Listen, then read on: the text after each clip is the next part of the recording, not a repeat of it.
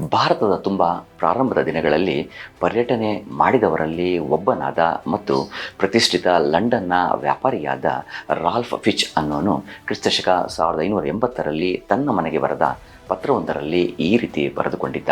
ಇಲ್ಲಿಯ ಜನರು ಬಹಳ ವಿಚಿತ್ರವಾದ ಒಂದಷ್ಟು ಕ್ರಮಗಳನ್ನು ಅನುಸರಿಸ್ತಾರೆ.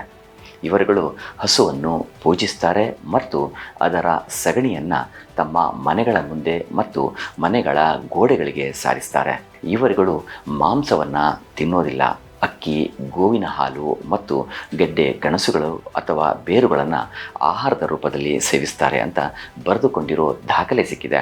ಕ್ರಿಸ್ತಶಕ 1756-57ರಲ್ಲಿ ದುರಾನಿ ಸಾಮ್ರಾಜ್ಯದ ಸಂಸ್ಥಾಪಕನಾದ ಅಕ್ಬರ್ ಶಾ ದುರಾನಿ ಭಾರತದ ಮೇಲೆ 4ನೇ ಬಾರಿ ಆಕ್ರಮಣ ಮಾಡಿ ದೆಹಲಿಯನ್ನು ವಜಾಗೊಳಿಸಿ ಆಗ್ರಾ, ಮಥುರಾ ಮತ್ತು ವೃಂದಾವನವನ್ನು ಲೂಟಿ ಮಾಡ್ತಾನೆ. ನಂತರ ಆಫ್ಘಾನಿಸ್ತಾನಕ್ಕೆ ಹಿಂತಿರುಗುವಾಗ ಅಮೃತಸರದಲ್ಲಿರೋ ಗೋಲ್ಡನ್ ಟೆಂಪಲ್ ಮೇಲೆ ದಾಳಿ ಮಾಡಿ ಸಾಕಷ್ಟು ಹಾನಿ ಮಾಡ್ತಾನೆ.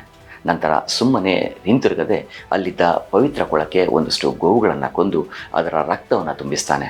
ಇದಕ್ಕಾಗಿ ಸಾವಿರಾರು ಅಮಾಯಕ ಗೋವುಗಳನ್ನು ಅಮಾನುಷವಾಗಿ ಹತ್ಯೆ ಮಾಡ್ತಾನೆ.